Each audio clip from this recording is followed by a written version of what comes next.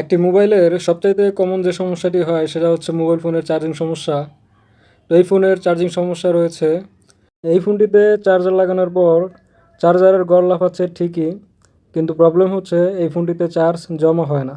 অর্থাৎ চার্জ ওঠে শো করে ঠিকই, কিন্তু চার্জ জমা হয় না। এই সমস্যাটাকে আমরা বলে থাকি ফেক চার্জিং প্রবলেম, যেখানে চার্জ উঠছে শো করবে কিন্তু চার্জ জমা হবে না। তো এই ফোনে ফেক চার্জিং প্রবলেমটি আছে কি না সেটা বোঝার জন্য আমাদের এরকম একটি মিটার লাগবে, যেটাকে আমরা বলে থাকি ভোল্ট অ্যাম্পিয়ার মিটার। এখানে ভোল্টেজ এবং অ্যাম্পিয়ার শো করে থাকে। ভোল্ট অ্যাম্পিয়ার মিটারটিকে প্রথমে চার্জারের সাথে কানেক্ট করতে হবে, এরপর অপর পাশ মোবাইলের সাথে কানেক্ট করতে হবে। তো মোবাইলের সাথে কানেক্ট করার পর এখানে দেখতে পাচ্ছি ফোনের ডিসপ্লেতে চার্জ উঠেছে শো করেছে, কিন্তু ভোল্ট অ্যাম্পিয়ার মিটারে কোনো অ্যাম্পিয়ার নিচ্ছে না এবং ভোল্ট অ্যাম্পিয়ার মিটারে লাল বাতি শো করেছে। তো যদি এখানে চার্জ জমা হতো তাহলে অবশ্যই সবুজ বাতি শো করতো। তো এই সমস্যাটাকে কীভাবে সলিউশন করব সেটা স্টেপ বাই স্টেপ দেখাবো এবং ফোনটির চার্জিং ডায়াগ্রাম অ্যানিমেশন ভিডিওর মাধ্যমে দেখানোর চেষ্টা করব। ভিডিওটি দেখলে আশা করি এরপর থেকে যে কোনো ফোনের চার্জিং সমস্যার সমাধান করতে পারবেন, তাই ভিডিওটি শেষ পর্যন্ত দেখতে থাকুন। বন্ধুরা, তার আগে ছোট্ট একটি রিকোয়েস্ট, এই চ্যানেলের ভিডিওগুলো থেকে যদি আপনি উপকৃত হয়ে থাকেন তাহলে অবশ্যই চ্যানেলটিকে সাবস্ক্রাইব করবেন এবং আরও ভিডিও পেতে পাশে থাকা বেল বাটনটি ক্লিক করে দিবেন। তো এই হচ্ছে চার্জিং পোর্ট। চার্জিং পোর্টটাকে এভাবে রাখার পর আপনার হাতের বাম পাশের যে পিনটি সেটা হচ্ছে বিভাস লাইন বা ব্যাটারি পজিটিভ লাইন, পরের পিনটি ডাটা নেগেটিভ, এরপরের পিনটি হচ্ছে ডাটা পজিটিভ, পরের পিনটি হচ্ছে এনসি অর্থাৎ নর্মালি ক্লোজ অথবা নো কানেকশন, সর্বশেষ পিনটি হচ্ছে গ্রাউন্ডের লাইন। মূলত বিভাস লাইনটি বোল্ট দিয়ে থাকে ফোনটিকে চার্জ করার জন্য। ডাটা পজিটিভ এবং ডাটা নেগেটিভ লাইন দুটি সিপিইউ থেকে আসে এবং ডাটা ট্রান্সফার করে থাকে। এনসি লাইনে কোনো কানেকশন থাকে না। সবশেষে গ্রাউন্ডের লাইনটি হচ্ছে মূলত নেগেটিভ লাইন, এটি মোবাইলের সম্পূর্ণ বডিতে ছড়ানো থাকে। চার্জিং পোর্টের বিভাস লাইনটি প্রথমে একটি বা দুটি ক্যাপাসিটরের সাথে সংযুক্ত থাকে। এই ক্যাপাসিটরগুলো প্যারালাল কানেকশন অবস্থায় থাকে। এরপর আরও একটি ডায়োডের সাথে সংযুক্ত হয়, যেটিও প্যারালাল কানেকশন অবস্থায় থাকে। এরপর একটি অথবা দুটি রেজিস্টরের সাথে সংযুক্ত হয়ে লাইনটি চলে যায় সরাসরি চার্জিং আইসিতে। এই চার্জিং আইসিটি হচ্ছে মূলত 6 পিনের লেগ আইসির মতো। তো অনেক চার্জিং আইসি বল করা থাকে, এটা কোনো সমস্যা না, মূলত সবগুলোর জন্য ডায়াগ্রাম কিংবা সূত্র কিন্তু একই। তো চার্জিং আইসির অপর একটি পিন ইএন সিগন্যাল হিসেবে কাজ করে এবং এই লাইনটি সরাসরি সিপিইউতে চলে যায়। এই লাইনটির কাজ হচ্ছে আপনার ফোনে চার্জ হচ্ছে কি না এটা শো করা বা দেখানো। এই লাইনটিতে যদি প্রবলেম হয় তাহলে আপনি চার্জ করার সময় চার্জারের ঘরটি আর লাফাবে না, অর্থাৎ চার্জ হচ্ছে কি না সেটা কিন্তু আর শো করবে না। তো বাকি যে 4টি লাইন থাকে এই 4টি লাইন মূলত একই লাইন। এই 4টি লাইন এক হইয়া লাইনটি সরাসরি আরও একটি ক্যাপাসিটর হইয়া তারপর এখানে একটি থার্মাল রেজিস্টর থাকে। এই থার্মাল রেজিস্টর হইয়া সরাসরি লাইনটি চলে যায় ব্যাটারি কানেক্টরের বিব্যাট লাইনে, অর্থাৎ ব্যাটারি কানেক্টর পজিটিভ লাইনে।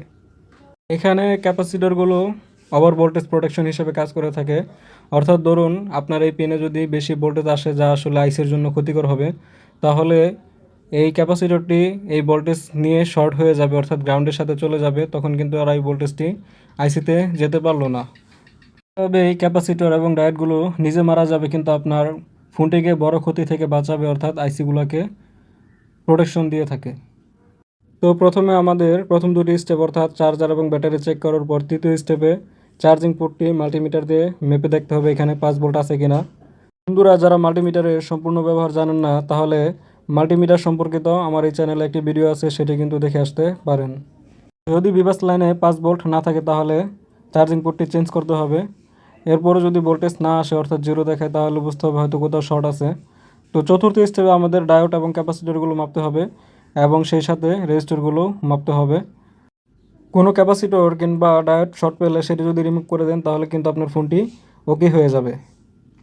ফোনে চার্জ দেখায় কিন্তু চার্জ জমা হয় না, এর জন্য সবচেয়ে বেশি দায়ী হয়ে থাকে চার্জিং আইসিগুলো। এই চার্জিং আইসিগুলো রিহট করলে অথবা রিবল অথবা চেঞ্জের মাধ্যমে কিন্তু সমস্যাটি সলিউশন করা যাবে। এরপরও যদি ঠিক না হয় তাহলে আমাদের থার্মাল রেজিস্টর যেটা থাকে সেটা চেক করে দেখতে হবে। ফাইনালি আমাদের সিপিইউর দিকে যেতে হবে এবং সিপিইউটা রিহট রিবল অথবা চেঞ্জের মাধ্যমে কিন্তু চার্জিং সমস্যার সম্পূর্ণ সমাধান করা যাবে। এভাবে স্টেপ বাই স্টেপ ডায়াগ্রাম সহ আপনি যদি ধৈর্য ধরে কাজগুলো করে থাকেন তাহলে অবশ্যই ইনশাল্লাহ এখান থেকে আপনি সফল হবেন। ওয়েলকাম ব্যাক বন্ধুরা। তো ফার্স্ট স্টেপে আমাদের চার্জারটিকে চেক করতে হবে, কারণ অনেক সময় চার্জার লুজ কানেকশন থাকলে কিংবা চার্জারের প্রবলেম থাকলে আপনার ফোনের চার্জ কিন্তু জমা নাও হতে পারে। এবং সেকেন্ড স্টেপে আপনার ব্যাটারিটি চেক করতে হবে। ব্যাটারি যদি খারাপ থাকে তাহলে কিন্তু চার্জ জমা নাও হতে পারে। তো আমি চার্জার এবং ব্যাটারি দুটোই চেক করেছি এবং দুটোই ঠিক পেয়েছি। তো এই জন্য আমি সরাসরি ফোনটিকে খুলে ফেলবো।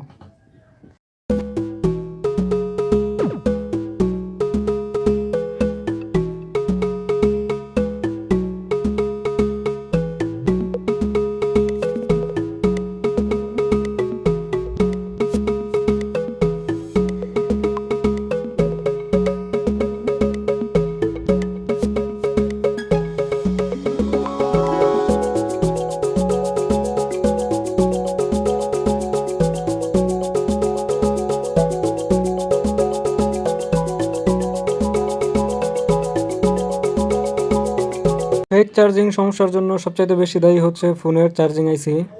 এরপরও আমরা কাজটিকে স্টেপ বাই স্টেপ করব, কেননা সমস্যাটি যে কোনো জায়গা থেকেই আসতে পারে। তৃতীয় স্টেপে ফোনের চার্জিং পোর্টটি চেক করতে হবে। এর জন্য চার্জিং পোর্টে চার্জার লাগানো হয়েছে এবং চার্জিং পোর্টে প্রথম পিনে 5 ভোল্ট পাওয়া গেছে, তার মানে চার্জিং পোর্টটি ওকে আছে। এরপর লাইনটিকে ট্রেকিং করতে হবে এবং চার্জিং আইসির প্রথম পিনে 5 ভোল্ট আছে কিনা দেখতে হবে। যদি চার্জিং আইসির প্রথম পিনে 5 ভোল্ট পাওয়া যায় তাহলে বুঝতে হবে চার্জিং আইসি পর্যন্ত লাইনটি ওকে আছে এবং চার্জিং আইসিতে প্রথম পিনে 5 ভোল্ট শো করেছে। তৃতীয় স্টেপে ব্যাটারি কানেক্টরের ভোল্ট মাপতে হবে। তো এখানে 3 পয়েন্ট সামথিং ভোল্ট শো করেছে। তো এখানে অ্যাকুরেট ভোল্ট হচ্ছে 4.2 ভোল্ট। তো 4.2 ভোল্ট থাকলে ফোনটি তো অবশ্যই চার্জ জমা হতো। বন্ধুরা, এখানে ছোট্ট একটি কথা হচ্ছে, কিছু কিছু ফোনে সরাসরি ব্যাটারি কানেক্টরে 4.2 ভোল্ট শো করে থাকে। তবে কিছু কিছু ফোন যেমন অ্যান্ড্রয়েড ফোনগুলোতে ব্যাটারি কানেক্টরে 4.2 ভোল্ট শো নাও করতে পারে, এর কম শো করতে পারে। তার মানে এই না যে ফোনটিতে চার্জ জমা হবে না, কারণ কিছু কিছু আইসি ব্যাটারি কানেকশন করার পরে 4.2 ভোল্ট দিয়ে থাকে, তখন ব্যাটারিতে চার্জ জমা হয়। সেক্ষেত্রে 4.2 ভোল্ট না আসলে আইসিতে যে সমস্যা আছে সেটি নিশ্চিত নয়। তাই আপনাকে অবশ্যই ফোনটিকে ফিটিংস করে ব্যাটারি লাগিয়ে দেখতে হবে। যেহেতু এই ফোনটিতে চার্জিং আইসি পর্যন্ত ভোল্টেজ ঠিকঠাক আছে এবং চার্জিং আইসির আউটপুট লাইনে ভোল্টেজ কম আছে, তাহলে এই ফোনের চার্জিং আইসিটি রিহট করলে ফোনটি ওকে হওয়ার চান্স অনেকটাই বেশি। এতেও যদি কাজ না হয় তাহলে আমরা চার্জিং আইসিটিকে চেঞ্জ করব। এরপরও যদি কাজ না হয় তাহলে আমাদের সিপিইউ এর দিকে যেতে হবে। তো আমি এক চান্সে কাজটি করার জন্য আইসিটিকে উঠিয়ে রিসোল্ডারিং করে আবার আইসিটিকে লাগাবো। এতেও যদি কাজ না হয় তাহলে আইসিটিকে চেঞ্জ করে দিব।